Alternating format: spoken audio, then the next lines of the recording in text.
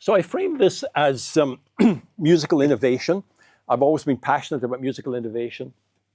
There are, innovation is not everything in music. Tradition is absolutely wonderful, and I'm a big fan of that as well. But I think it's ideally we have both. We have both new things happening in music, new sounds, new directions, and at the same time living, tradition, living alongside each other. These questions about what defines innovation in music, what enables it, how does it come about? There are interesting questions there about to what extent is it genius that leads to musical innovation, and to what extent is it technology? There's an idea of technological determinism, which often says that really underlying change is mostly coming from technology. You can see the classical period in Western music, Mozart and Beethoven, so it's coming out of the piano to a significant extent. A more expressive instrument than the previous keyboard instruments like harpsichord. You can very much see the development of rock music and all of the experimental rock music that happened when I was young in the 70s, coming out of guitar, distortion, all of that stuff, synthesizers, electronics. I mean, it was a hugely creative time when I was young. I feel very lucky to have been young then, and just hearing all this new stuff happening. It seemed like every album that came out was new sounds. But it was that was technology that was enabling that. So, I mean, I often wonder today, how often do we hear music that's radically different? When do we hear new structures, new tonal structures, etc.? Sometimes I wonder, have we really almost filled the space of musical possibilities? Are we now just filling in the cracks between what's possible? Or are there whole new styles and genres of music out there? I don't know. You never know until you find them, right? I was just thinking last night as we were hearing Balachandran and on Veena, and I was just thinking, if I was in a world where I was unaware of Indian music, I would be completely unaware that this vast expressive area of music could exist. I wouldn't be aware that it even could exist if I didn't know about it. If I'd come just say purely from a Western background, right? So there could be all kinds of other things out there, but where and are there? I don't know. I mean, and then another question that's very much, I think, relevant at the moment is to what extent will AI now fill in a lot more of those areas, right? I mean, already AI, at the moment, I think what's happening with AI in music is not very interesting. It's just creating yet more kind of throwaway pop, at least the stuff I've heard mostly. But it's going to come in as a major tool, and we'll start to be able to, I think, use it in very expressive ways and exciting ways. I've always been interested in music that's emotionally powerful, but I'm also very interested in trying to make music that's different. In the last few years, I've moved away from composition. I mean, over the years, I've done quite a bit of composition, a lot of electronic composition primarily. But I've more and more felt like the exciting stuff is what I can do with software. So that's underlying what I'm going to show today. So this thing I was just playing just now is one version of the poikilophone, as I call it. What I'm doing is I'm taking off-the-shelf controllers. So I'm using Rolly keyboards. I can hold one of these up, actually. So this is a keyboard from London. I'm not designing the hardware myself. I mean, I've done that kind of stuff in the past, but I don't do it these days. So I buy these things off the shelf. That's from London. This one is a breath controller from Sweden. And I've got another one you'll see in a while. I've got a ring here that can control. That one comes from Iceland, of all places. So what I'm doing is I'm taking these, and then I'm typically also not building the synthesizers. The synthesizers, actually, and what you heard there, the synthesizer is mine. Actually, the sound what I built, it's a fairly simple synthesizer. And some of the rest of what I'm doing here, the synthesizers are plugins that I'm buying, third-party plugins. What I'm doing is the software that kind of goes in between, maps all of the controller stuff to what I want to do with the synths in terms of musical expressiveness. Sometimes with algorithmic behavior, you'll hear that in what I'm doing. I came up with this weird name just because poikilo means varied, diverse, irregular, motley. It's kind of because it's kind of a family of instruments, or I sometimes use the term meta instruments. because you're going beyond, what I'm doing in some of this, going beyond playing individual notes to gestures that create sound. So it's a variety of things and kind of meta instruments. This is just a diagram of what I more or less just said. So you've got signals coming in, MIDI messages coming in from this side, from things like the breath and head controller and things, the Rolly C board. This is my software. My main software here is basically deciding how to take all of these controls and map them onto signals to send to the synthesizers and to the effects. So I'm controlling synthesized and effects. The audio comes from this, comes through the effects, and comes out to the speaker. That's the basic principle of what I'm doing here.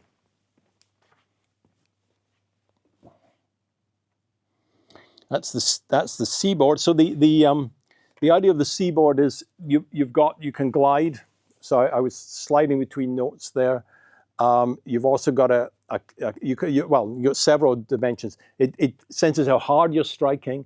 It senses how fast you release. It senses your position from front to back. I was using that to bring in a kind of echo effect. And it's also got, what did I miss? Gliding, pressing, aftertouch, yeah, when you press harder. So I'll, hopefully I haven't made this stop working by disconnecting it. Let's hope it still plays. Let's see what we got. So, okay, we're still there. Okay, good. I'll explain in a moment how I've connected things here. So these are some of the other things. This is the one from Sweden. I mentioned the breath controller, this thing. It's both breath strength. It also senses bite. I don't use that very much, but you can bite it like biting a saxophone reed. And then, very importantly, I was using it there, it has head movement. So it's sensing X, Y of the head here, or X if you like, or call that Y maybe. And this is X if you like. Head nod and tilt, let's put it that way. So it's sensing head nod. So I was using that as I was playing it just now. Let me just take you through how I'm mapping things. So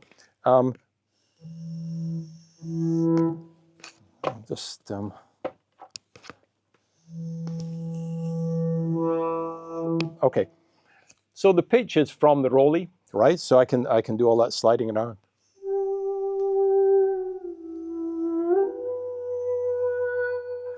I'm using the continuous zone of the Rolly. When I was playing a little turning phrase earlier, I was just using the part where you're not sliding, where you go.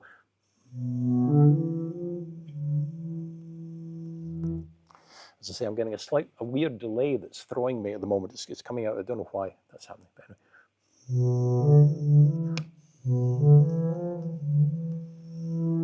So I'm controlling pitch from this, and the Rolly allows you to do things like, vibrato and slides and so on.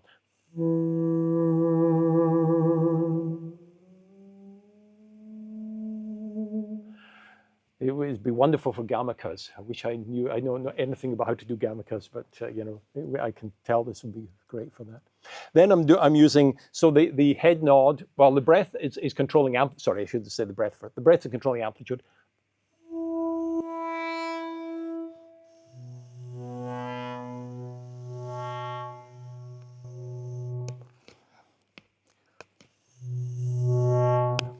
And I think breath is a great way to control sound because you can, it's very natural. It's what we've done all our lives. You blow harder to be louder. I mean, it's like what we did the first time we cried as babies, right? And we do it all our lives. But you can also do some interesting things. You can do double tonguing, so I can go in.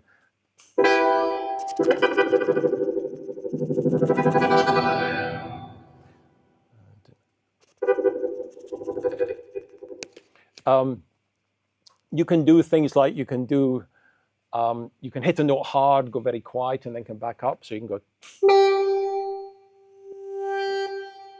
right, which of course you can't do on a piano or something. So it's a very natural control for that. Then you've got the head nod. What I'm doing is I'm bringing in a formant filter. So actually I'm doing several things. As I blow louder, I'm also making the sound richer. It's a more full tone. It's a very kind of square wave when I put my head down. So a bit like a sort of low clarinet.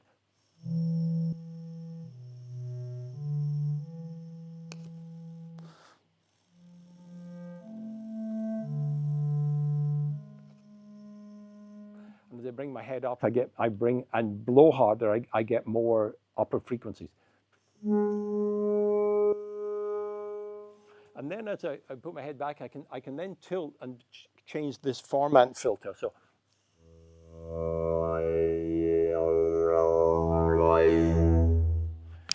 another thing I have is when I press harder, I get sub-octaves.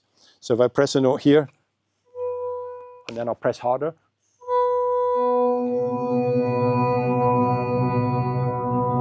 I actually have 2 levels of sub-octaves. I'm partly using a thing called Valhalla Shimmer that does lots of nice octaves below. But that works well, of course, with the formant filter.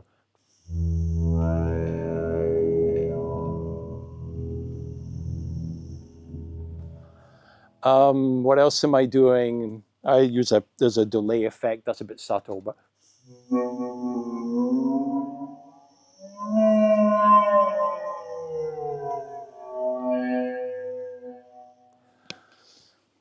So I was getting these kind of whale-like noises, right? So I'm going to turn that down a bit.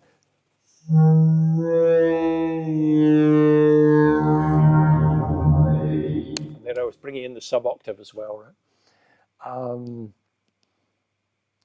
That's probably about enough. Oh yes, of course, and then very important. I can bring in distortion. So at one point I'm playing, and then I suddenly bring in. I've got a distortion on a foot pedal, so I'll just bring it in slowly. You'll hear what it does. And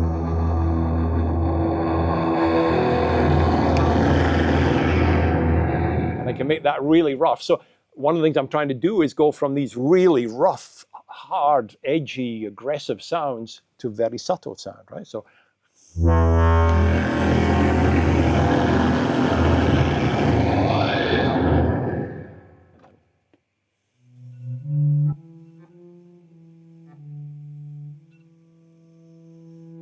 See, so I can go between these great extremes of sound.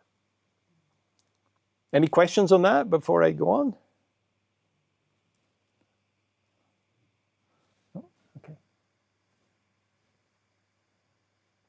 What about the ring? Yeah, so I'm just, okay, a good question, because I'm just about to come to that. I'm going to start another patch here. I'll close this. I'll start the ring. So this Genki ring gives me 3 dimensions of control. First of all, let me just check that we've got it. We can see it's working there. So I have, actually, I was going to do this here, but I'll just tell you now. So I can do tilt. So you see that? Do you see the one up at the top left there? That's the tilt. When I move my finger up and down, I can do pan. That's the one on top right. You see, I'm moving my hand this way. And then I have a turn, which goes the opposite way here from how I'm turning, but I can control that way as well. So I'll play you something with that.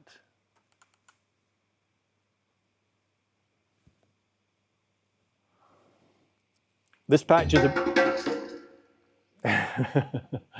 it's a bit sensitive sometimes. This one's a bit more avant-garde in sound, but let's give it a whiz.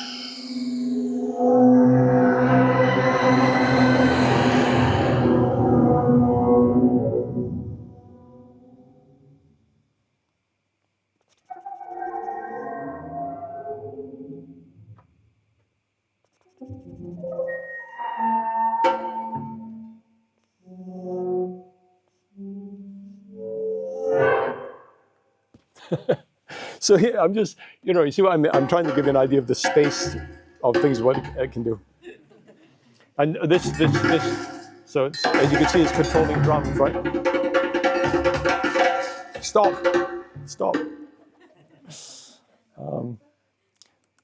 So I'll explain to you how I'm mapping this. Just need to find my. Let me see. I'll switch this off for a moment. I think that's the best thing. Yep. Okay.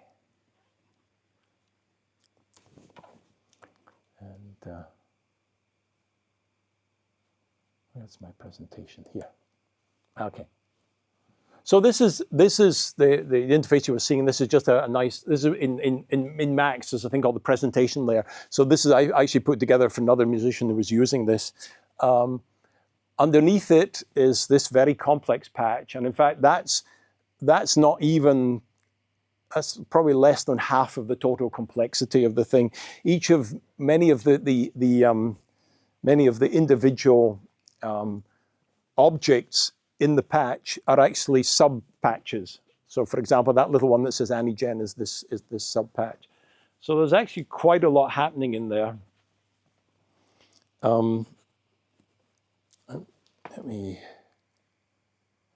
More sub-patches. And I was using a synth called Generate, which is a chaotic synth by a company called Newfangled Audio. That was making the kind of sound, right? Should do it with my mouth and my voice instead. And then I was using some African drums, triggering that. And again, I like the Valhalla Shimmer. I was using a bit of that, so I did the stuff that are way down low and then rising up. How I'm controlling it is, so I was, I need to switch this on again to show you, I think. Let's see, let me bring it forward, the patch. Sorry, there's rather a lot of switching between different things. I work at home with multiple screens, and that's much easier, but with the single screen, it's a bit difficult. Okay. Yeah, actually, I can do it with that closed. This will be easier. Yeah, okay. So I'm triggering notes from this. My head nod is controlling the overall pitch, so I do this.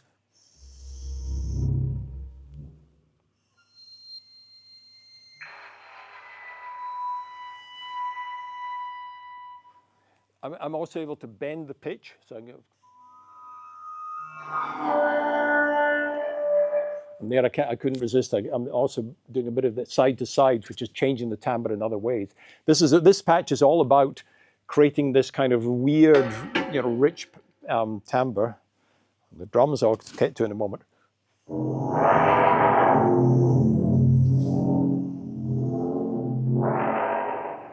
I even have some control of pitch.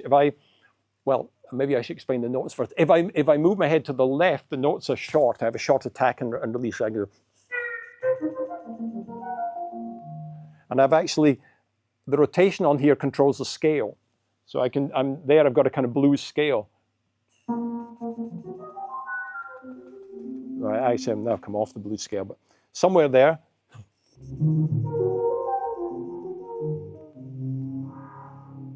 Right. As I move this up, I get other kinds of scale. You get into some very awkward positions. It's very good for separate coordination of different parts of the body, because I'm doing things there like I'm turning my finger to the left but trying to turn my head to the right. I mean, I know I look completely crazy, but that's kind of part of the fun of it, right? And then what I'm doing here, you can hear, I'm using the movement of the finger to trigger the drums, right? And a tap, it controls it even more. Something.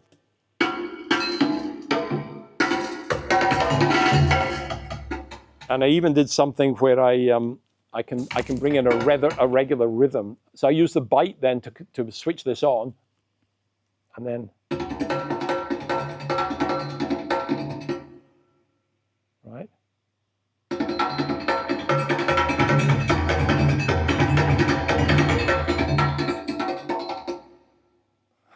See what I mean? And then I can add drums on top of that.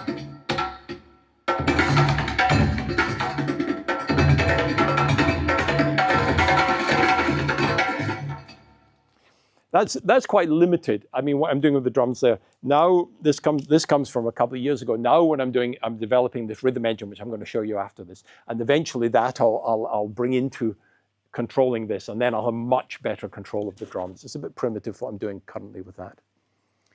But anyway, that's some of the things. I was also, I used the foot pedal to control the Valhalla shimmer along with the ring. So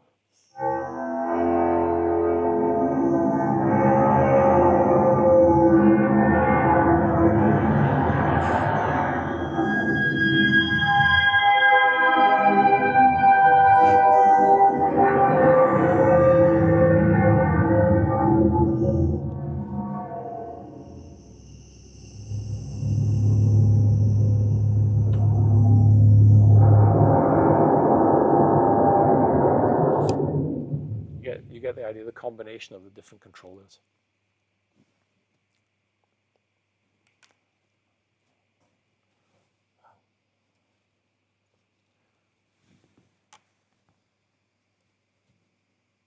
So, okay.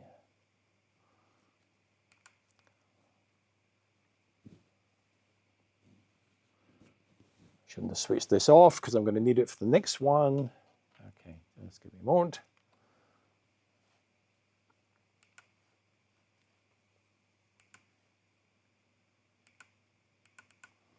This is just a very fun patch. Let me think, I need to switch that on, yes. Connect this. I've got it.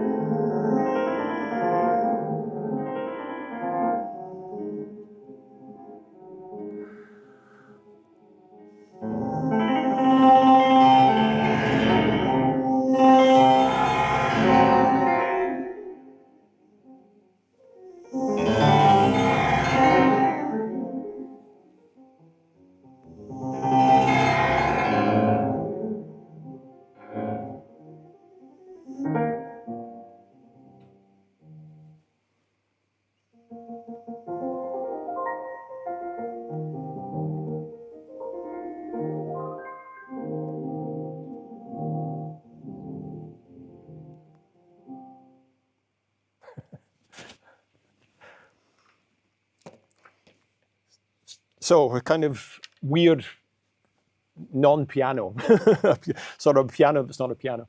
So of course I'm not trying to do what a piano does, but I'm doing some things that a piano can't do, and different things, right? Trying to control it in a different way. The different things I was using there, the breath is not producing single notes. I'm controlling the general pattern of notes, and I'm controlling the rate with my head. So again, like the last one, high and low is when I nod. So, right?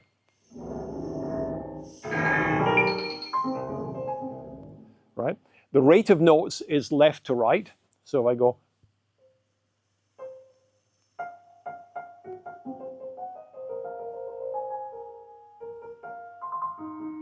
left, right, so quite slow. If I tilt my head to the right, it's fast.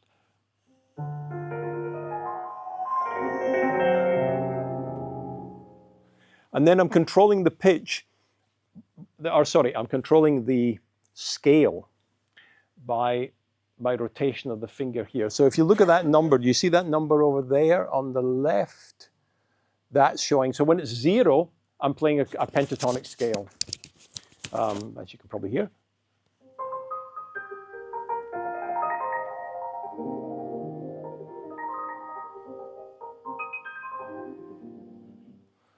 As soon as I turn it to, I'll have to hold my finger down here so it's very clear. If I turn it to 1, it'll play any semitone, so it now becomes highly atonal. Let me get it to 1.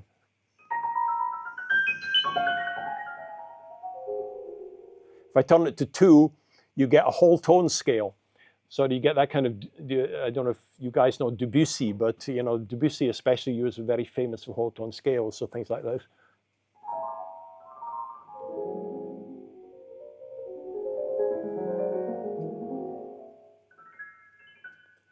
And so on. If I go all the way to here, I get octaves.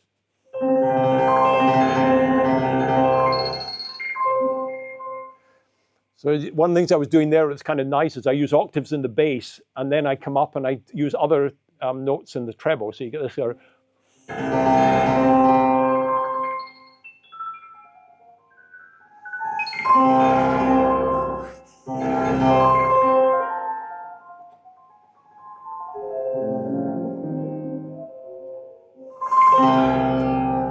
Right.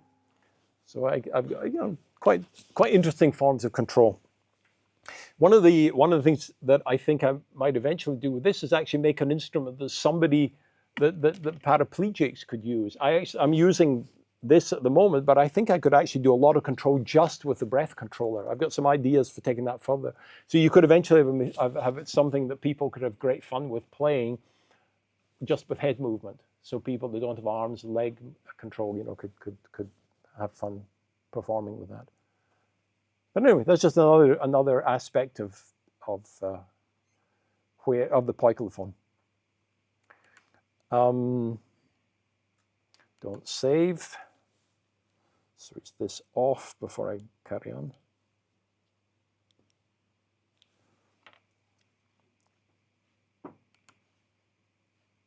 Let's see.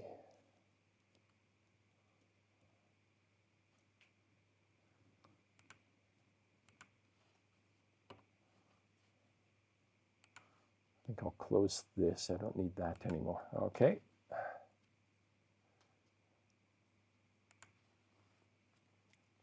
So,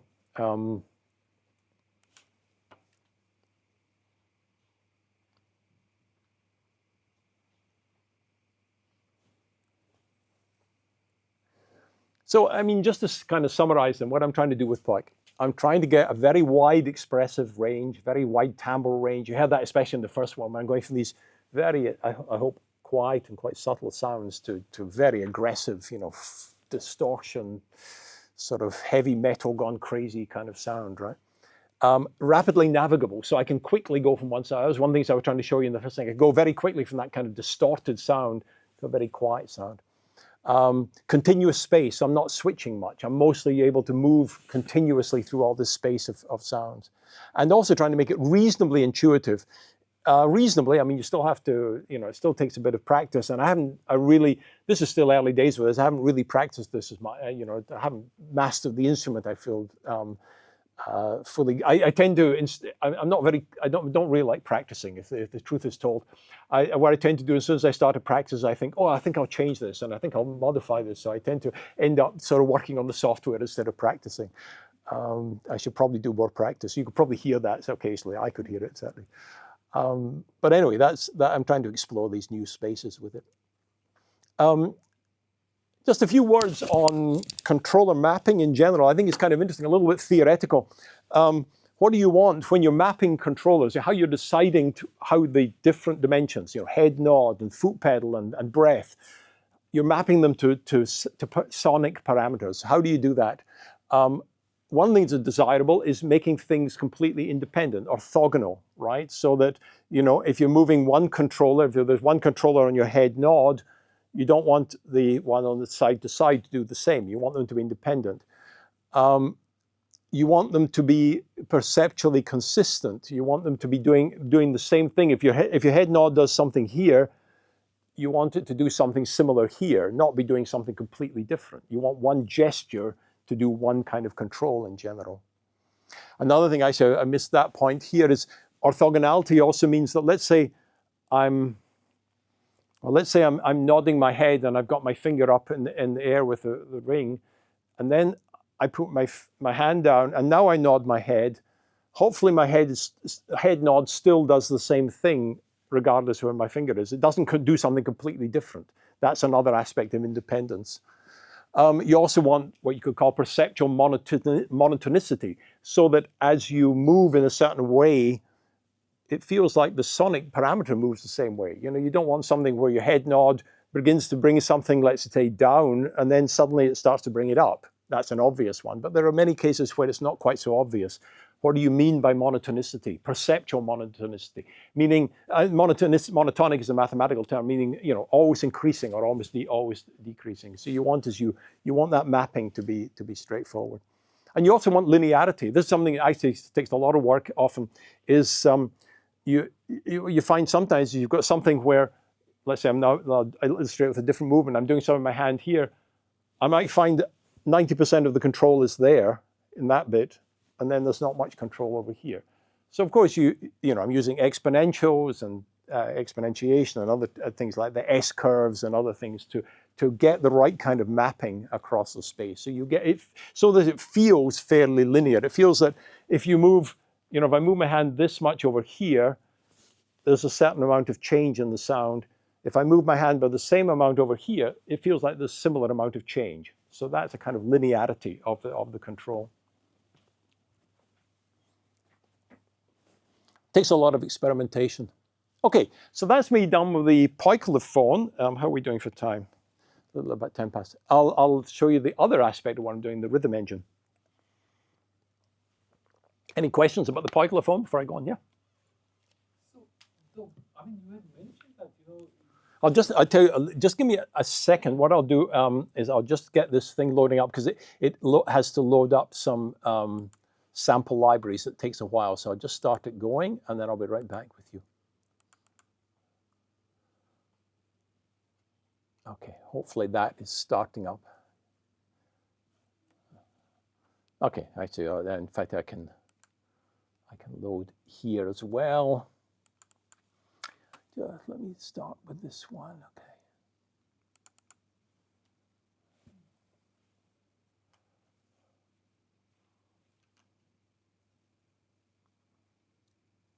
Okay, I think we're in business.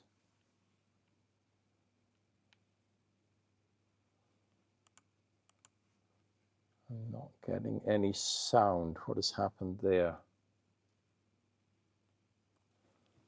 So sorry, just give me a minute here. I don't know why I'm not hearing anything.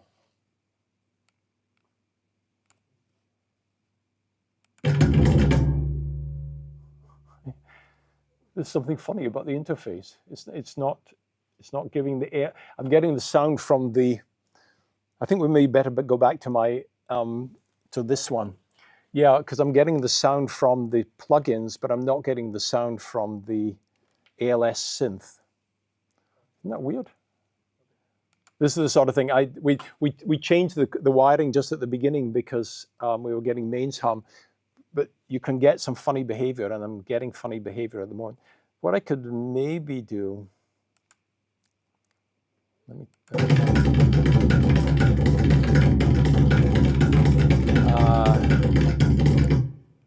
I can maybe do this demo with a different thing. Let me go in here. Let me think for a minute. Open plugins, that should do it. If I mute that, I can maybe do it with this one. Sorry, a bit loud, but I'll mute everything.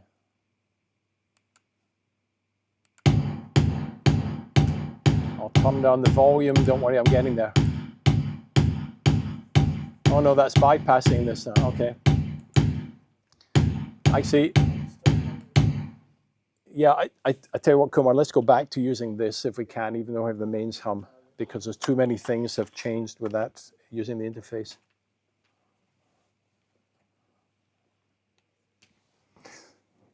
Sorry, while they're setting up, I'll answer your question. Sorry, you had a question about the poikilophone, yeah.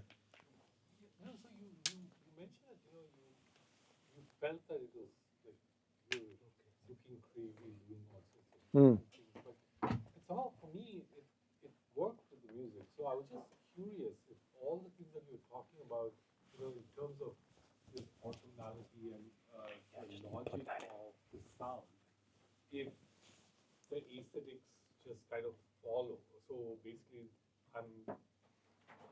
your movements and the music go together because there is a certain logic. Yeah, I mean, when I'm mapping the controllers, I'm thinking mainly how can I create the most expressive and intuitive way of controlling the music.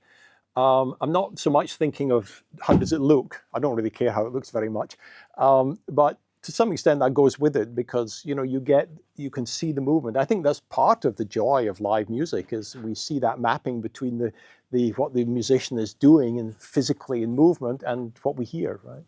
So it kind of does connect those things, right? Yeah, yeah. People have asked me, could they use this, as dancers? And yes. But of course, by the way, that has been done since the 1960s. People have wired up dancers to sensors that then go into control synthesizers and things. But you could do that too. Did that kind of answer your question? Yes, it does. Yeah, okay. Let me just check then. Let's see if we've got sound here now. Yeah, the problem is that I'm using now an internal synth here, and it seems not to be connecting through the USB. Yeah, so I think that channel might not be routed through. Yes, exactly, and that bus. yeah. But it's Okay, fine. It's fine. now I can use this. Okay, let me just check that I also do because I need to use then the plugins too. Oh yeah, okay, a bit loud. But can I decrease the level? Yeah, bring the level down. Yeah, I can control it here though. Actually, let me just do that again. Yeah.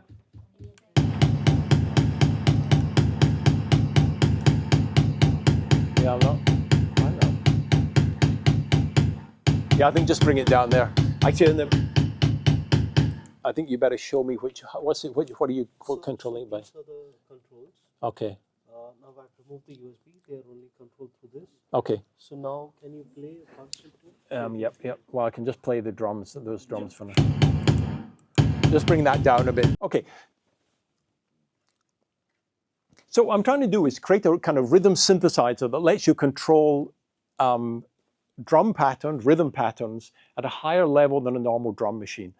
One of the analogies I make is if you were making sound, one way you could do it, in theory, you could go into the sample level and you could decide the level of every sample. You could turn up every sample. It would be incredibly painful, of course. It would be a terrible way to make sound, right? But in a way, that's what people do with drum machines. The way people use drum machines today, they basically control each individual drum hit at a particular position. I'm trying to do this at a higher level. It'll become clear as I start to use it, I think, what I mean by that. So I'm trying to make something that's faster and more fun, also more creative, and helps you discover rhythms, come across things that you wouldn't otherwise find. The traditional drum machine assumes that you know exactly what you want or that you're prepared to experiment endlessly. This lets you experiment at a much higher level and surprises come out and you find interesting things. And I'm also trying to get way beyond the typical drum machine uses what I call the 16 grid, which is 4/4 with each beat divided in 4. I mean, probably you know that something like 90 or 95% of popular music, certainly from the West, I mean, India have wonderful 7s and 5s and 13s and far more complex rhythms often in India. But 95% maybe of Western pop music, rock music, even jazz is in 4/4, and the beat is divided into and everything is within that grid. You've got 16 positions, and you hits on some subset of those positions. I'm trying to get way beyond that. I love complex time signatures, and I want to break away from that thing. So before I show, I think maybe I'll just talk you through these concepts. So I'll be quick though. Some key concepts. There are 16 voices, one drum per voice, 16 sliders for each voice, and they do different things in different generation schemes. Today I'm just going to focus on one generation scheme, one way of generating the rhythms. I can do up to 16 beats per bar, any number of beats up per bar. I can do subdivisions of beats of anything up to 16. Akin to synthesizers, I'm doing additive patterns. I'm adding together strengths of hits of drums, but also subtractive, where I can take things out. So it's a bit like additive synthesis, subtractive synthesis, if you know those terms. A key concept is hit density, which is the number of hits in a bar, but also the loudness of those hits. And I kind of tend to control both the number and the loudness, often kind of together. Another concept, a little bit more theoretical, is I'm often thinking not so much in terms of rhythm as being moments in time, but as frequency. I mean, many of you will know in audio, when you move up an octave, you're doubling the frequency, right? And if you go up the harmonic series, you're going from, say, you start at 100 hertz, you're doing 200 hertz, 300 hertz, 400 hertz. You're multiplying by an integer. Well, I mean, in rhythms, we're doing often something similar. You know, you can think of a low frequency as being 1 beat per bar. You know, bump, bump, and then I double the frequency, right? And they go bump, bump, and I double the frequency again, bump, bump, bump, bump, bump, bump, bump, bump, ba ba ba ba ba. You know, you're doubling frequency, right? And then you can go to other harmonics. You can think of ba ba ba ba ba ba ba ba as being like a fifth, actually, in the harmonic series, another harmonic of the. So I sort of think in terms of rhythm frequency partly. There's a couple of other concepts I'll get into here. A node is a complete set of parameters, settings that creates a certain rhythmic pattern. And I'll show you some meta controls in a minute, what I mean by that. I just want to give you a quick summary of some of the concepts, because I think the demo will make more sense with that in place.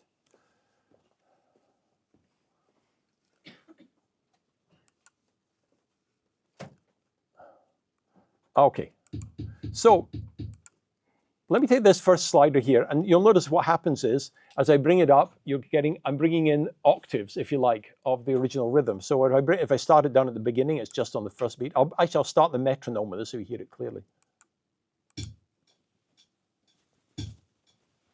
Right?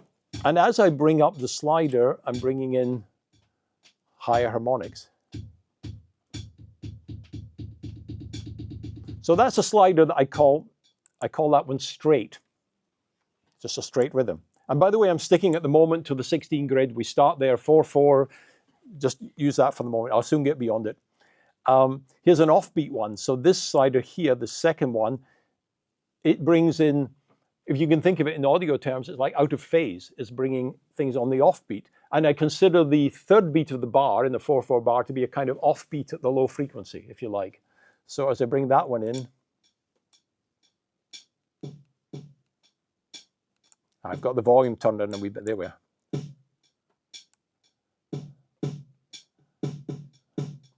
Maybe more sense if I bring in the bass drum again. Let's just do 4 on the floor, as they call it in dance music, right? And then I can bring this in. So I can bring in the offbeat, right?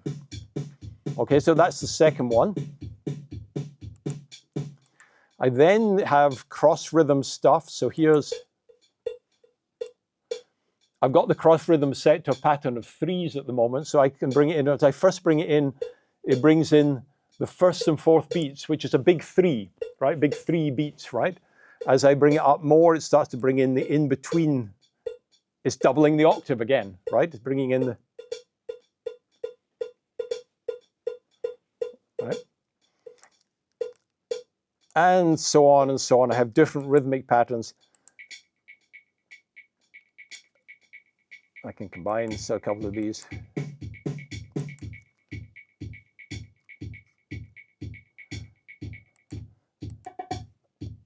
Okay, then here's another thing I have. I'm working my way down. I'm coming down to this purple slider now, which is called spread ramp. And that brings in kind of ramps. So there's a trigger there. That first beat is a trigger. As I bring up the spread ramp, it creates ramps into or out of those hits. And this control does all kinds of things. As you move it, it creates different shapes of ramps. I can also apply patterns. I think I'll stop that, just leave the metronome. Okay. I can apply patterns to ramps. So here's a ramp, but also with a pattern within the ramp. And okay, so that's a set of additive things. I'm adding in hits. Now let's remove hits. Let's go to this drum here. I'll start there. So I start off with just all the hits. Now I'm going to subtract out.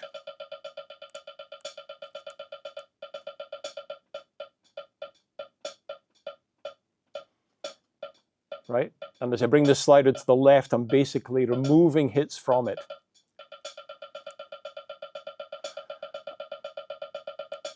I can also mix. I can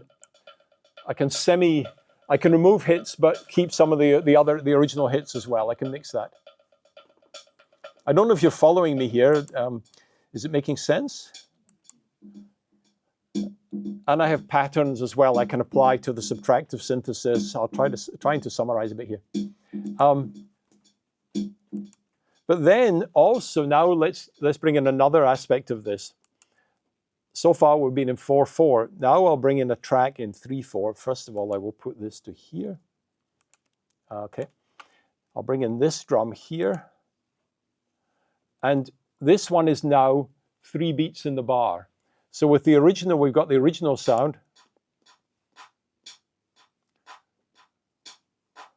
So you hear the 3 there, right? If I bring this up, you'll hear.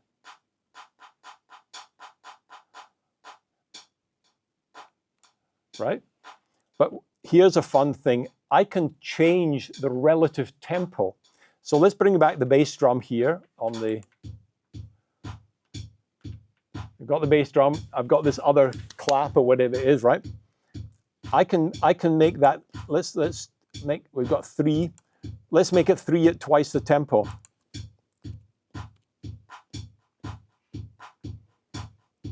Or let's make it 4 times the tempo. Or let's make it 4/3 times the tempo. Oh, sorry. Wait. What have I done there? Sorry, I changed the wrong one. Sorry. That should be 3/4. I just pressed the wrong thing there. Okay. 3/4. What did I say? No, 4/3 is what I think I said I would do of the tempo. Okay. 4/3. This is what I'm trying to do. There we go. So now there's, maybe I'll do 8/3. Right? So you can do very complex patterns on different tracks and at different relative tempos, all at different time signatures. Let me stop the basic demo of that at that point and then go to, now let me show you where this really becomes fun. Let's go to the meta controls. So I will let's bring the one up with Indian drums on it. I think that'll be more fun. I need to unmute everything here. I don't know how loud this is going to be. Let's see.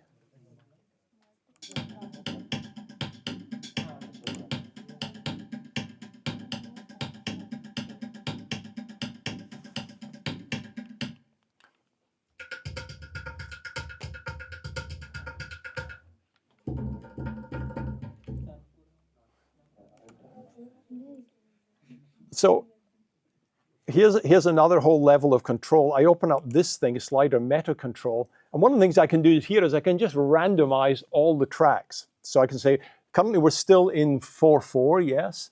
I'm just going to select all of the voices. I'm just going to randomize all the sliders. First of all, let me set it playing, and then I need to do that again, and randomize sliders.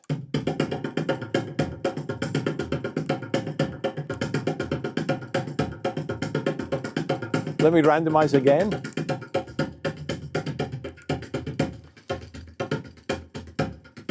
I'm also going to change the MIDI notes so that you'll get a different selection of drums.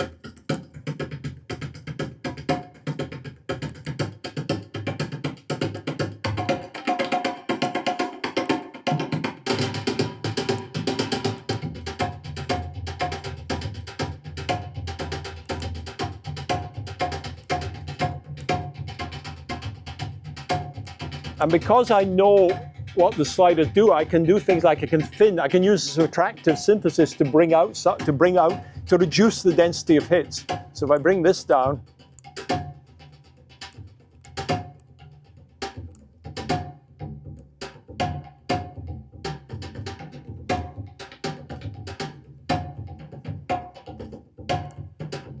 let's randomize it again and see what we get.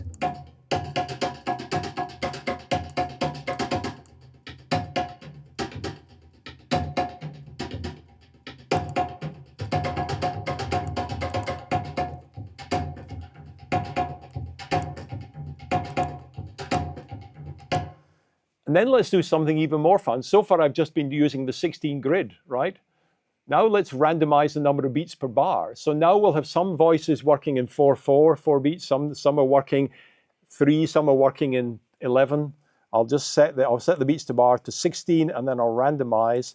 And now they will all kind of fold over each other.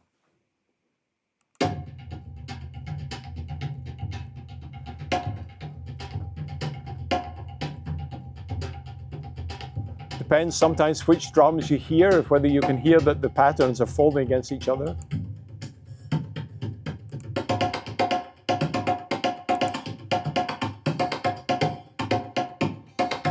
So this is no longer in 4, right? You can hear it in 4 if you want to, because there are different things doing different things, so there are multiple ways to hear it, but it's not just in 4.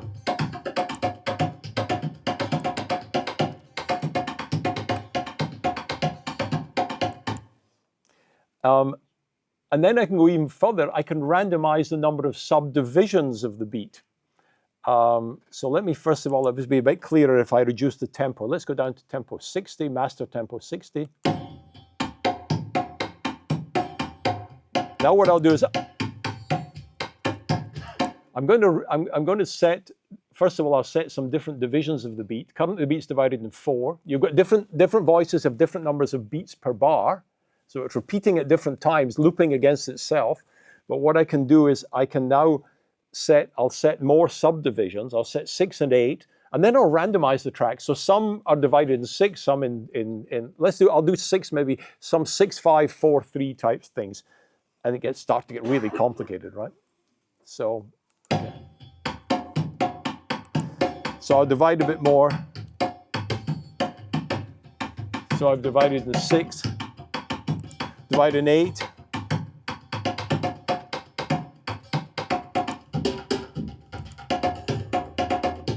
I'm going to give us a bit more density of hits as well.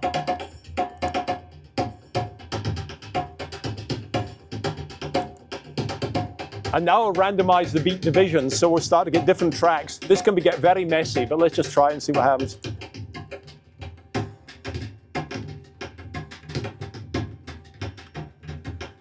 Right. Let's just do it again and see what we get.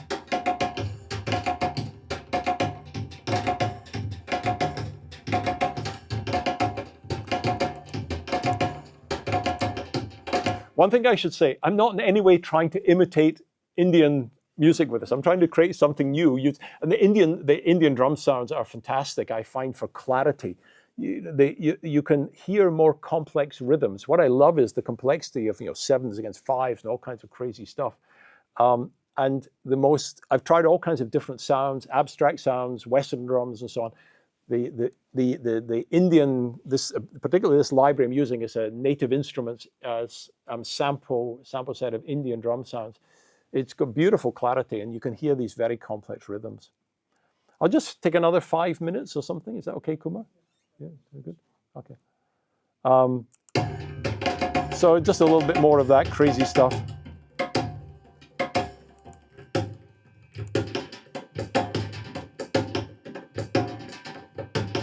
I can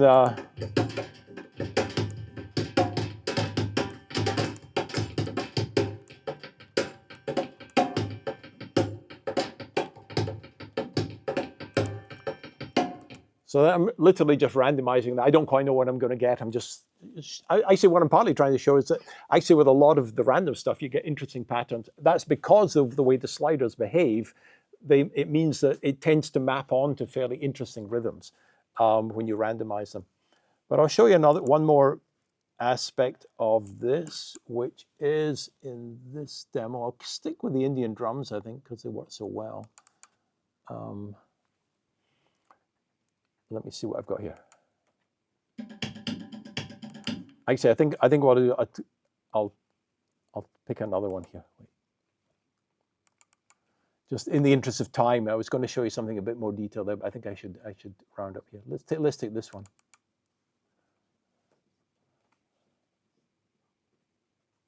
Okay.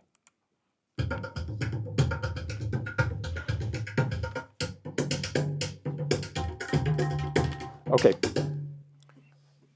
So what I can also do here is I can fade rhythms in, but it's not just a simple fade. I'm not just turning them up.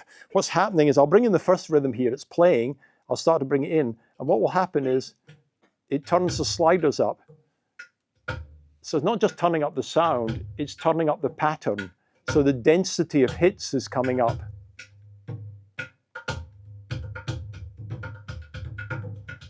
So you can introduce rhythms in this interesting way. Maybe I'll go to this one that has different beat subdivisions.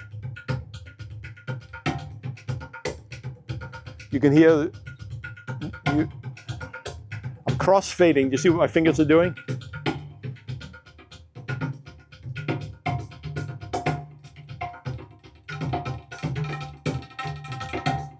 And now I've completely crossfaded to this other pattern. I'll bring up another one here. I'm doing it.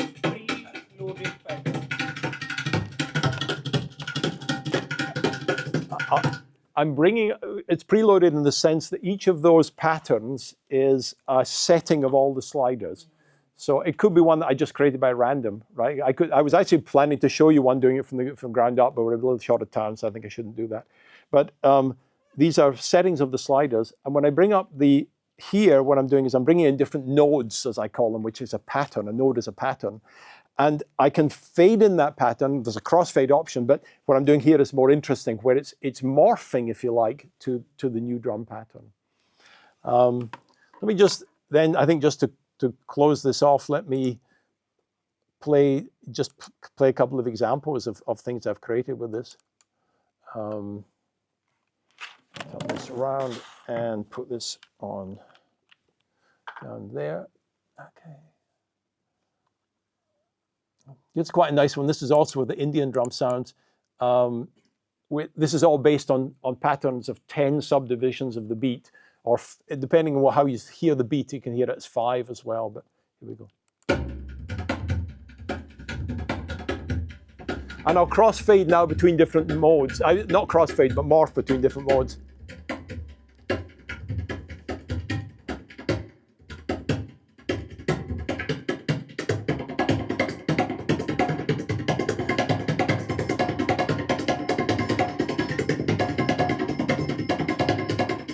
And I'll fade, and then I'll bring one down.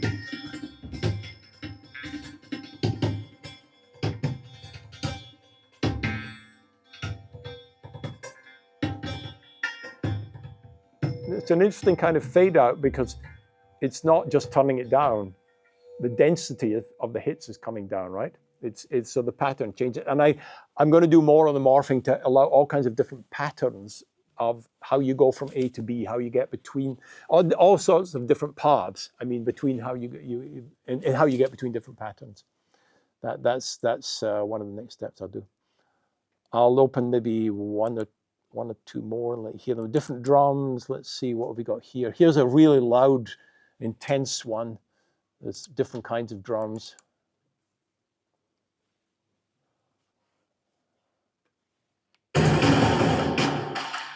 Okay, here we go, from the beginning.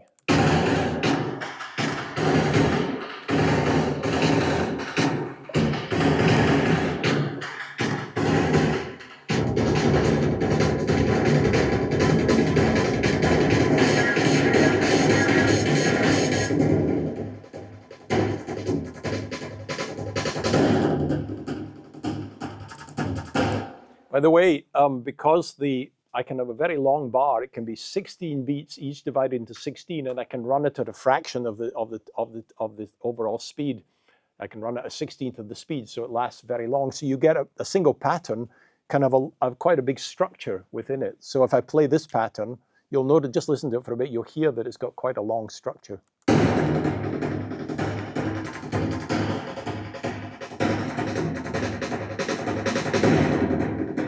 That's it repeating there, right?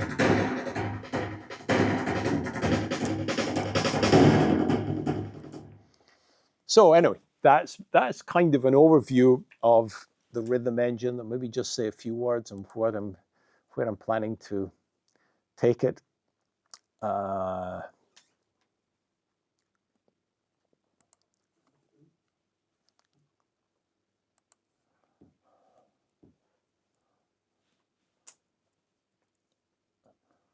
can talk more about this, but I'll take that offline for anybody's. And this is a bit more geeky to do with kind of mathematical completeness, surjectivity and bijectivity and so on between the mappings.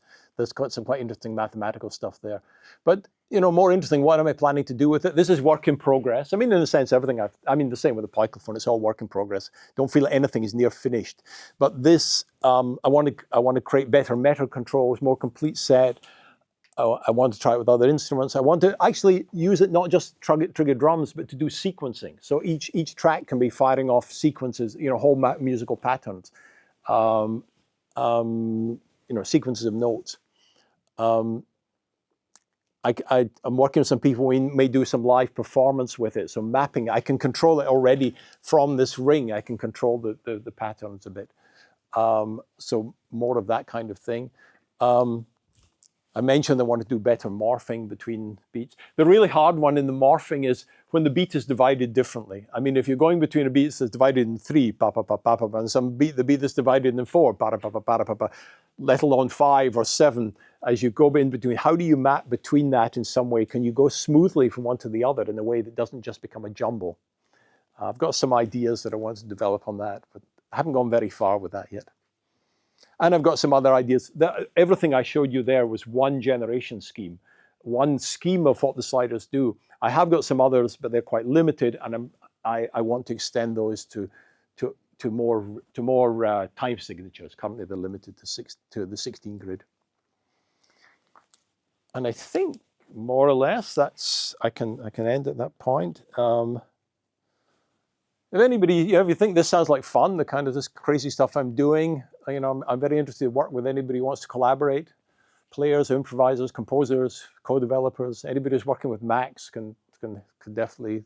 I'm giving the code away free to anybody who wants to use it. I'm not doing this in any sense commercially. We did a startup together, Kumar and I and Chandra, a few years ago. I don't want to be running a startup again. I'm just doing this for the love of it, purely, nothing else. You don't need a lot of musical experience. The most important criteria anybody needs to pick this up is technical patience and perseverance, because this is prototype code. It's not finished application. So anybody picking up, there's a lot of rough edges. You need to be patient with it.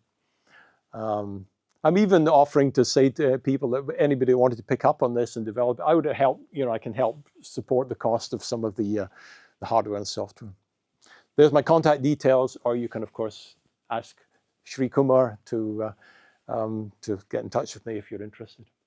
Thank you. Thank you all. Thank you. Thanks so much.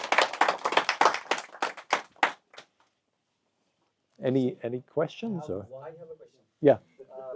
Using the rhythm machine, Mm-hmm. we are making different sounds, Mm-hmm. different notes. Mm-hmm. So when I export it, it will be a WAV file. Then I need to mix it. So for that, it will be different frequency. How do I mix it? Well, actually, what you would probably export, and this is actually another piece I haven't yet built, but I think relatively easy. You can just export it as a MIDI file. These are all MIDI hits. So they're just MIDI note-ons, basically. MIDI note-on, note-off. So this can all be exported into a DAW, and then you can edit it from there. So that's probably what you would do, right? But yeah, I mean, there's already a feature to export it as audio, and I've done that. I sent you a couple of samples, right, of thing I've done, some stuff I've done with it. That's there, but yeah, I'll add MIDI export. It's all MIDI based, so that's easy. Any other questions? I just have a small request. Sure, sure. So as part of the media lab, we already have native instruments and contact and complete control. Okay, We'd good. like to incorporate your software, and students like Chinmay Ilil already is benefiting out of, the music production course that's part of ATD. Yep. And we'd like to have your software here, and we'd like to keep a student research team going on developing musics and researching in music and math. We'd be happy to have. Thank you. Code here. Yeah. I mean, I'm honored, really. I mean, I'm very pleased, very happy to support anybody who wants to do this. The key thing, as I say, you really do you need to understand this is not, if you're used to using commercial apps, remember this is prototype code. There's a lot more kind of undocumented stuff. There's kind of setups. Anybody who's used open source code will get the kind of thing I'm talking about. But if you're not used to open source code, be ready for a bit of a cold bath here when you start, right? It's, but you're in wonderful hands with people. I mean, Kumar, you know this stuff so well. You can help. And, I mean, I'm sure, Anthony, you're probably using it as well, right? Open source and things. Yeah. So, but yes, I'm happy to help any way I can. Sure. I'd be very happy. We'd be very happy. Lovely, great. I'll just post it. And another thing, by the way, of course, is if you. I'm at the moment evolving the software. So sometimes you get, here's the kind of thing that's where there are rough edges. You save some patterns, but next week I change the software and you install the new version. The old patterns are not necessarily supported. Yeah. This is where commercial software has to do that, and commercial companies often 9/10 or more of the effort in established companies is to do all of that kind of support. I can't do that, doing this on my own. So these are the limitations of what can be done. But systems, you just keep your iterations in different systems. yes, that's right. That's right. We'll benefit as well. Yeah, exactly. Yeah. I had a question. So, when do you said you use C for some of it and PD for something. So when do you? No, Max. I'm not using sorry, PD. Not Yeah. When do you feel the need to move from one to the other, lower level or higher level? Well, I mean, so I think you could see in some of what I was doing there, I mean, you could see the kind of complexity of control. I mean, Max, a lot of the things you can do fairly easily in a conventional language are just horrible in Max. Max is great for the UI. You're getting a lot of stuff for free to map. If you want to change synthesizers or have a VST plugin, you're not having to write all the code for that. It's just there, right? But, if you want to, let me illustrate it with an example. Let me just find the interface here. I think it's it here. Yeah, so for example, if I wanted to take, let me just take a hit here. I'm just going to turn up the, okay, there's a whole lot of, okay, let me just see here. So, for example, I talked about ramps. Here's the ramp shapes, right? I wanted different kinds of ramps. I'm moving a single slider there, and I wanted this complex ramp shape. I've actually made it too complex. I'm going to simplify it in the next version because well, other reasons, I don't need to go there. But anyway, this is the sort of thing, trying to do that in Max itself would be hard. And even stuff like, let me take a pattern here and turn up the cross rhythm.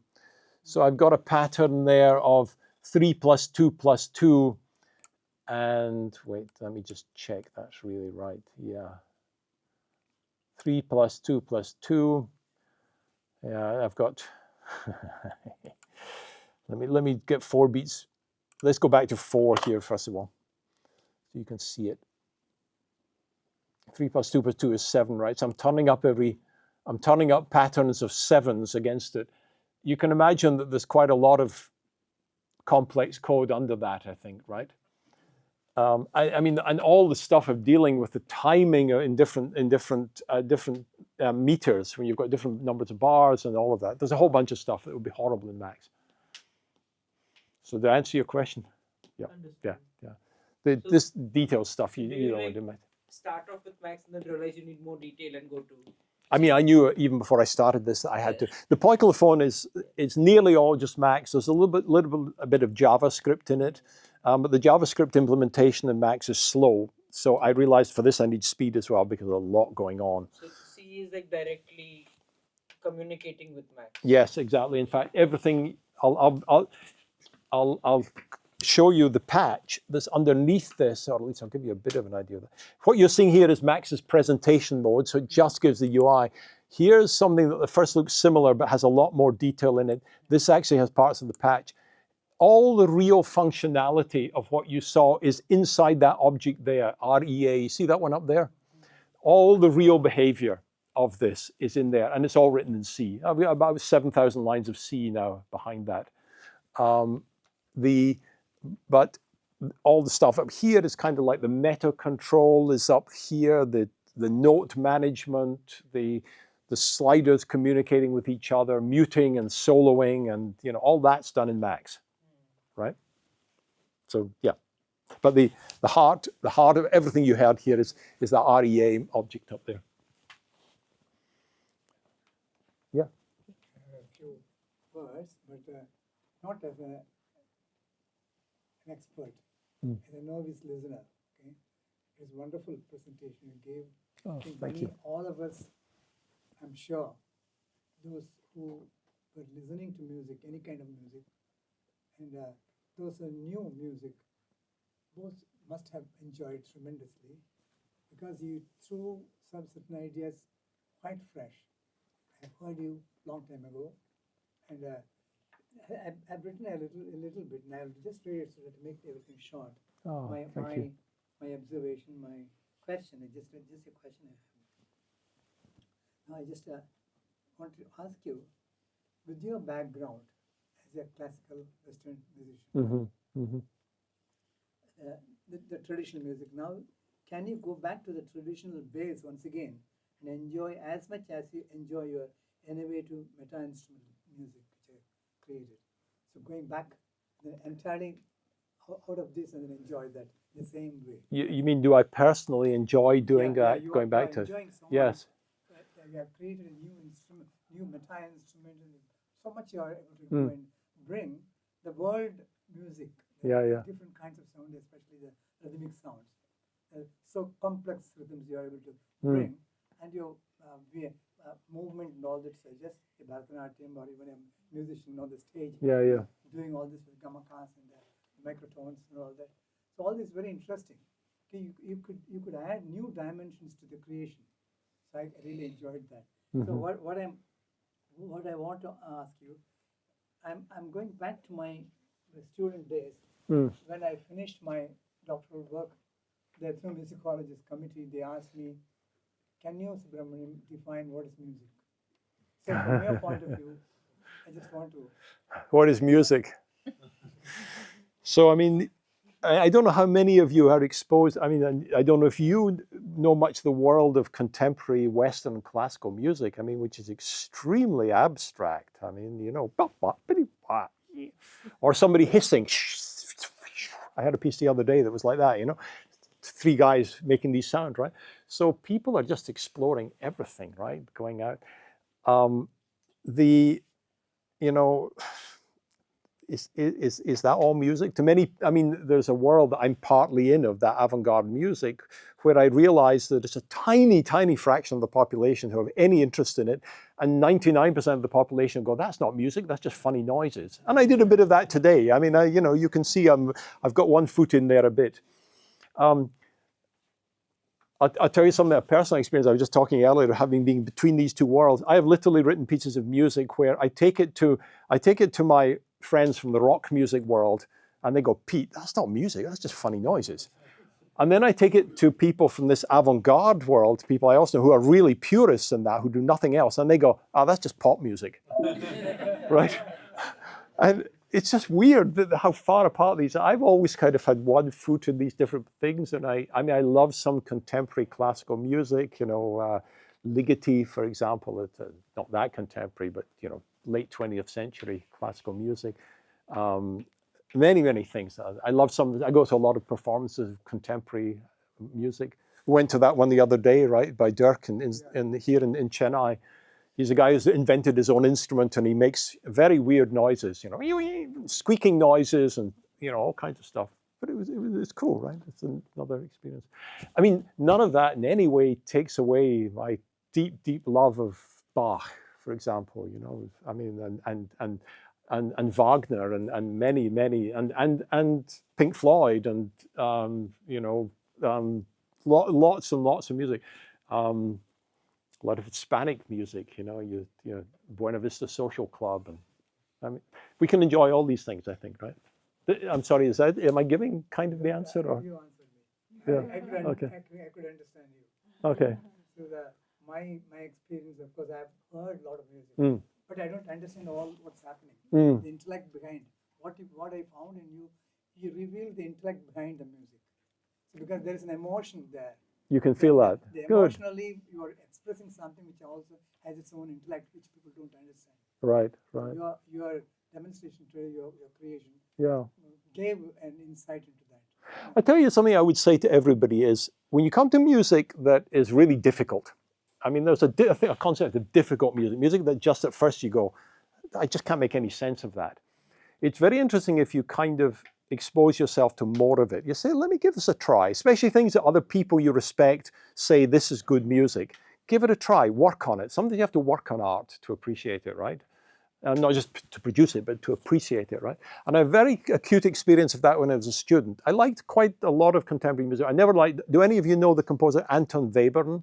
He's part of the second Viennese school, Schoenberg, Webern, and Berg, early 20th century. And Webern is particularly distilled. It's really kind of an orchestra, for example, going, you know, beep, ba, ba, ba, beep, ba, ba, you know, this kind of thing, right? No rhythm, deliberately not using conventional pitch structures. It's all what's called the 12-tone system. It's all atonal. And I used to say, I don't like that music at all. But I had to study it a bit because I was doing, that was part of the degree I was doing. And one night I'm listening to it and I go, damn it, I'm enjoying this. But that's wonderful. I think when something opens up for you like that, you say, wow, actually, now I enjoy this. And it's not to do with understanding in any cerebral sense. I think it's just exposure. We form patterns, our neural networks inside our heads are forming patterns of understanding, even though we couldn't express that understanding in words. It's not cerebral in that sense, right? But I encourage all of you to, you know, try difficult musics, try things. Hopefully things will open up for you. You know, we can't always eat the same food, right? Same musical food. Thank you. Sure. Thank you. No, thanks so much for your question. Any? Yeah. So during the point demo, you are playing these sort of groups of notes. You're triggering groups of notes, primarily using the ring as a trigger. Yes. Remember, right? And for a moment, I had this image of you kind of, the physical you, kind of blowing notes into different places, something like that. Right? What is actually going on in your mind as you were performing? Like, were you thinking about the mappings in the abstract and how you are controlling them, or did you have a physical metaphor like that going when you were performing? That just Actually, I have to say that what was a big part of it was good for my mind today is I was struggling because I think it might be when we went over to other interface, there was a big delay. So I was that really threw me when I played on the keyboard, especially because it was coming out about half a second later than I was playing. Yes, it was a big delay. There's a little bit, there's a thing I said in Max as well to stop it breaking up that might have slowed. Something funny as well. So that was a big part. But no, I mean, I'm thinking expressively partly, you know, I want to make this shape, and it is a bit intuitive, but there's also quite a cold part of the mind that's going, I must remember now to turn my finger this way and turn my head this way, not, you know, that really though is because I haven't practiced enough. You know, you should get to the point with an instrument where that's just natural, but I would need to, one of the things I really probably should do is focus on one version of Poik and just really work on it more. Kind of hoping other musicians might pick up on it and do that, and so I don't have to do the practice, they can do the practice. But does that kind of answer your question? Yeah. But definitely with some of it, some parts are quite intuitive. And then with the first one I demonstrated, when I'm not struggling with the delay especially, I really do feel I can put in the very expressive shapes. You know, I go, da, da, da, da, da, and And breath is such a natural way to do that. And I grew up playing French horn. I mean, the one instrument in my life I've played reasonably well when I was young was French horn. I thought of doing that professionally at one point, and then I took a different path in life. But so playing a wind instrument comes very naturally to me. I think that helps. Any other? Yeah, Chand. If a person assume that this is a physical device, you will give it, you don't tell any details, he does not know any technicality. Can that person learn this instrument and play? You mean, Assume like it's a physical instrument. Yeah. You are giving the ring and other things. Yes. He does not have any idea about your controller. He is not a technical person. Oh, I see. You just sort of Can say, you learn this Like a black instrument? box. yeah, black box, sit down and just use it. Yes, I think so. I think somebody would, and actually that would be really cool because they'd probably come up with patterns that I want because I'm kind of locked into a certain way of thinking about it, right? Because your ideas are always limited because you are going in at a dimension of a coder or a controller. Could be. I mean, I think when I'm playing, I'm not thinking of the coding, but yeah, I mean that definitely. Have you Actually, tried giving this to someone and make noise? I'm trying to do a bit of that. It's a bit difficult because again, there's this complex handover process where it's rough. It's got rough edges, and only quite a small percentage of musicians can deal with all of that technical complexity. I mean, many don't have Macs, for example, even, right? So. No, in your control, you just give and somebody. Well, no, but I need to give the software and everything else, and they need to. But yes, I mean, that's the kind of thing I'm wanting to do more of, is to have other people do that. But I would say the limitation, I find my limitations of what I do get into stuck in ruts. It's not so much because I'm thinking like a coder, it's just that muscle memory is your enemy in many ways when you're trying to do something new, because your muscle just tend to do the same old things. I don't know if you know this, but in the classical tradition of musical composition, you learn, the key thing you learn is to hear it in your head and write it down on paper, and not to play. You do not play what you're doing, because the idea is as soon as you play, try it on piano, your muscle memory begins to interfere with the creative process. I mean, now it's not to say that you don't at some point, of course, you play it, but it means the act of composition in the classical traditional training of musicians was very much learn to hear it in your head and compose onto the paper in your head without playing, because you're freer that way. And I do think that some of the great classical compositions could never have existed if people had just built them up by playing. There's other things, of course, in jazz, say, where wonderful things happen because people are playing. So it's not that one is right and one is wrong. It's that each one explores different things, right? And that's a bit of an offshoot from your question, but I hope that's... If I add something to that, I think some of the principles that you articulated, which is the monotonicity of the controls and the octagonality of the dimensions of control, they contribute to the discoverability of the instrument, I think, if given to someone fresh. Perhaps it makes it easier for them to discover how to make good use of the control of the instrument. Yes. I mean, that could be one. I mean, I think anybody could pick this up, and it's certainly anybody who's got, I mean, it helps if you've got some musical experience, but even without that, you can pick these up pretty quickly. The breath control is so intuitive anyway. It just feels natural to blow harder, to be louder. I mean, like I say. So that really helped. But you're right, the monotonicity and the orthogonality of the controller really helps. But any musician coming to this would figure out. I mean, for example, we took the first one I showed with the Rolly. A musician who's certainly anybody who's ever played, electric guitar or anything like that would within 5 minutes they'd say, okay, I get what each of these things is doing. When I press harder, you get sub-octaves. When I put the pedal down, it distorts. When I move my head here, okay, I get the idea what that does, different head movements. Yeah, I think people would pick it up that fairly quickly. Yeah. I think just two questions actually. So one was, of course, when you go from like instruments to meta-instruments, right? So how do you arrive at the kind of abstractions that help you build meta-instruments, right? I mean, how do you really, what do you select and what do you leave? How do you kind of arrive at that? And the second thing was, I almost saw the pigeonhole principle somewhere there. You saw what? The pigeonhole principle somewhere in your slides. Okay. Right. So how did so I just want to know what exactly is happening there. Like, I mean, you talk about injectivity and surjectivity. What do you mean by the pigeonhole? Or do you want me to talk about this? I can. The surjectivity and the injectivity. You want to hear that? Yeah, yeah. Okay. I mean, so okay. Let me just bring up that slide. That was mainly with respect to the rhythm engine. So here's what I'm doing with the rhythm engine is I've got these sliders. And if you think about the 16 grid, this is the easiest way to think of this. Imagine, first of all, you've got 4/4 divided in 4. You've got 16 positions in the bar. You know, you're going to select some subset of that. You know, that kind of thing, right? You're selecting that. And you've got, for each voice, you've got 16 sliders. How do you map the control of the sliders onto the patterns? Well, actually, what I do is I'll call up the. Actually, I don't even need to call it up. I just do it here. I need to switch to this mode. There's an awful lot of switching sometimes like this. Okay. Are we in 4/4? I'll reset the whole node. I mean. Okay. The convention. Okay. Let me see if have we still got signal here?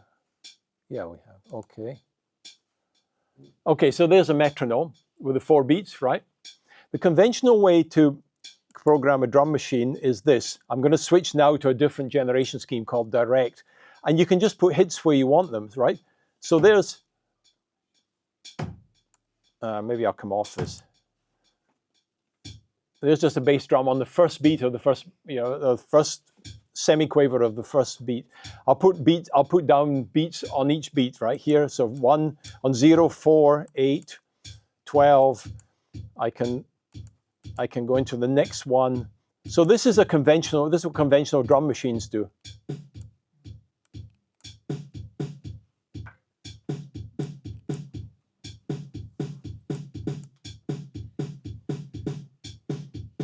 Right?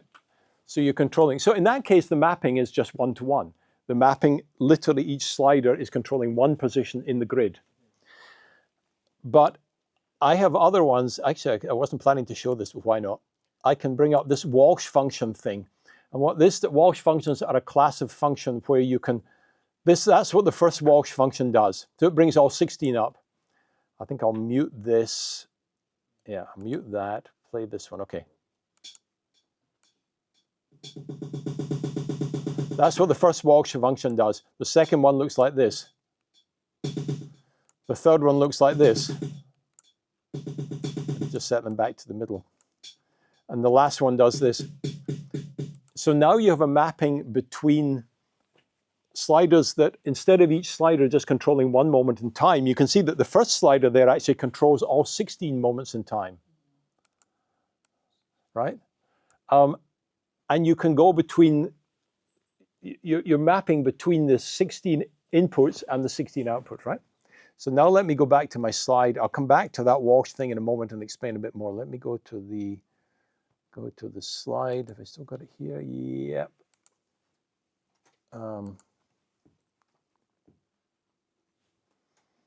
Where is it? Okay. One of the things you want is, imagine for the moment we've got 16 sliders and 16 grid positions, just the 16 grid, right? What you want is, ideally, you want every possible pattern to be producible in some way, that whatever the mapping is, some configuration of those sliders is going to give you that pattern. So you can reach any pattern. In mathematics, that's called surjectivity, meaning that you can map onto every point in the target domain from the original, right? Now, of course, if you're going from let's say instead of the 16 grid, imagine what we've got now is 16 beats all divided in 8 or something. It's 128 positions in the grid, and you've only got 16 sliders.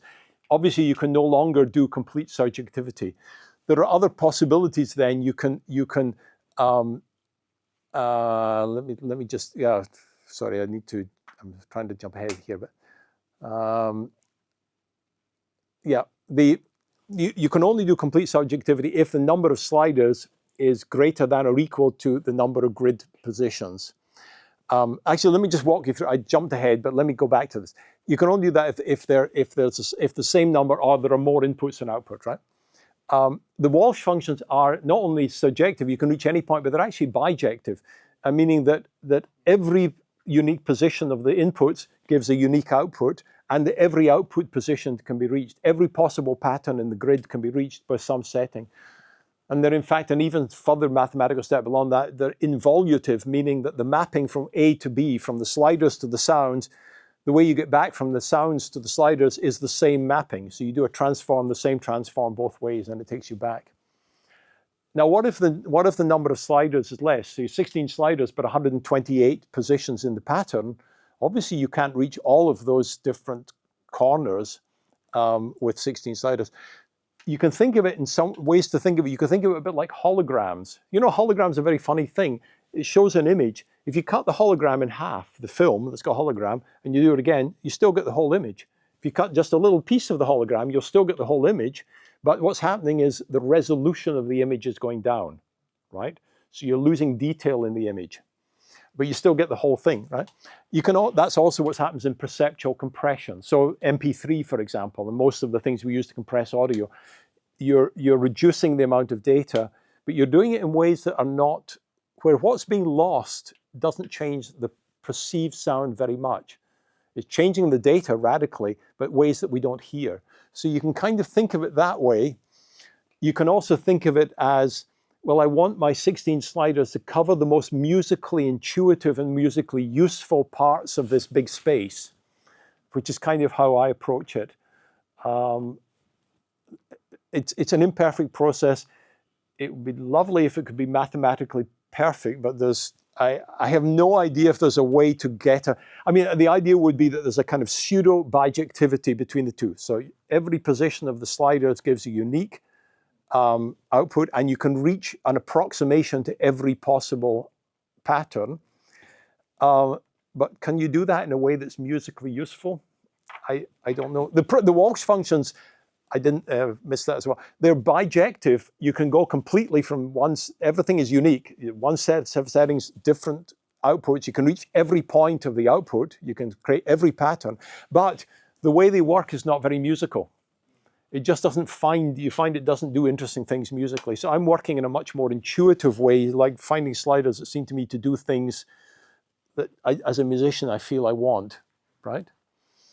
That was a rather long, convoluted answer, but I hope it was kind of clear. Is it okay? Yeah, I thought some of you might be interested in this kind of mathematical question. So again, subjectivity is that you can reach every point in the output, in this case, meaning you can make any pattern, any rhythmic pattern. The inverse of that kind of is injectivity, which means that you're not wasting slider position. No two slider positions map to the same output. That's also ideal because you're kind of wasting slider control with that, right? You want each unique setting to go to a unique rhythm. And then when it's a really one-to-one both ways, when it's both surjective and injective, it's called bijective, and then it's a real one-to-one mapping. Wow, that was a bit of deep geekery there. Any other questions, or have I put everybody off after that? Yeah. Has the process of serendipity ever occurred? Like you accidentally, try to create something, but you create a new invention and you have no idea how to explain it? I mean, yeah. I mean, hitting these lucky discoveries is serendipity is a huge part. It's particularly true. I mean, that's what really a big part of what I'm trying to do with the rhythm engine is serendipitously find new rhythms. That's why I have these meta controls where I can kind of randomize only certain things. By the way, I don't think I fully explained. I realized just as you said that, I realized the meta control I was using there, I should have explained a wee bit better what that did. I omitted to do that, sorry. So I'll just bring up this meta control. What I have here, so you've got 16 voices with 16 sliders each. What this lets me do is I can select which voices to change. So I can select any subset at the top there. I can select the first 8, the second 8, or any group I select, just click on them to select them. And then for whichever I've selected, when I set a range in here, it sets all the voices of this for that slider. It sets all 16 voices to that range. Let me, if I do it, maybe be clearer. Let me go in here, reset the whole thing. Go back into this. Okay, so I've got all 16. You see, I can select the first 8 voices or the second 8, but let me just select all 16. I can select any subset if I want to, but let's select all 16. And now what I do is if I take the straight slider, that's just setting it. Do you see the top row there? Do you see all the sliders, all 16 voices are going up? I'm turning up one slider, but it's controlling all 16, right? At the moment, it's just going to whatever I'm setting. I'm just setting them all to the same value. This won't be very interesting, but if I play it, this is what you get. I'll take off the metronome. Let's go. So all the drums are just all being...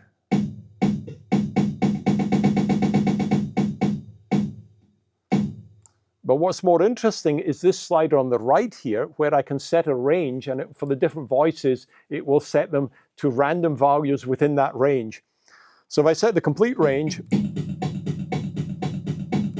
you notice that when I did that, look, the top sliders are all at different positions. If I set a more limited range, let me just take, say, the top half. All of the sliders are now all different, but they're all somewhere above 0.5. They're all in the top half, right? If I do the bottom half, right?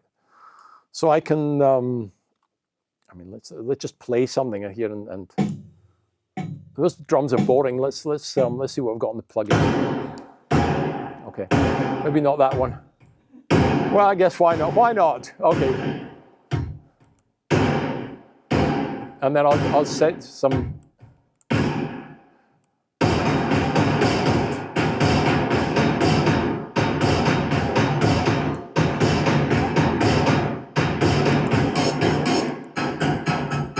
Wait.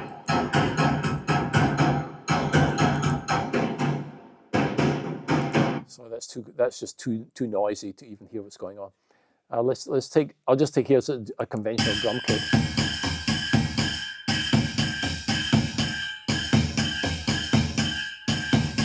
I'll try and get the volume down a bit. I'll get there.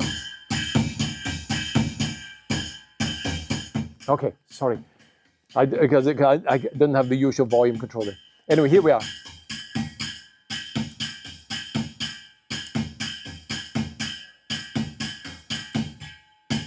So I'll just do different random things with them.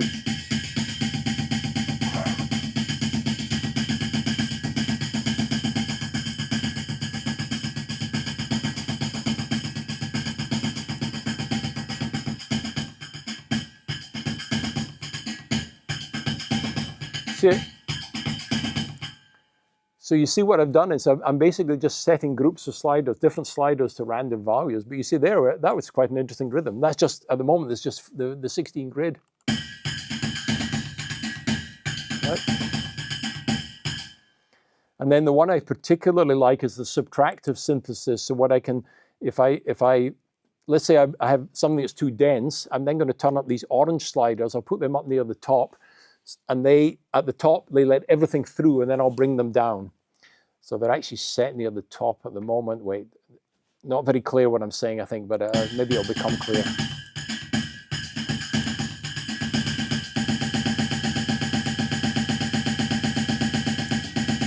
Actually, I'll just put this all the way up. So that's just far too dense. Everything's playing on everything. I'll now use the subtractive synthesis to filter it out.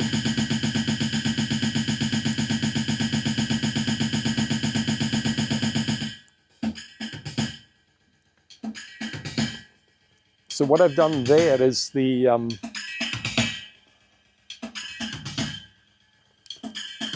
let's just stop it. I set it up so that nearly all the top sliders are right up, so it's just hitting on every beat. But then what I did is I set these sliders quite low values, but slightly different. And what they're doing is they're filtering out, they're cutting out some of the hits.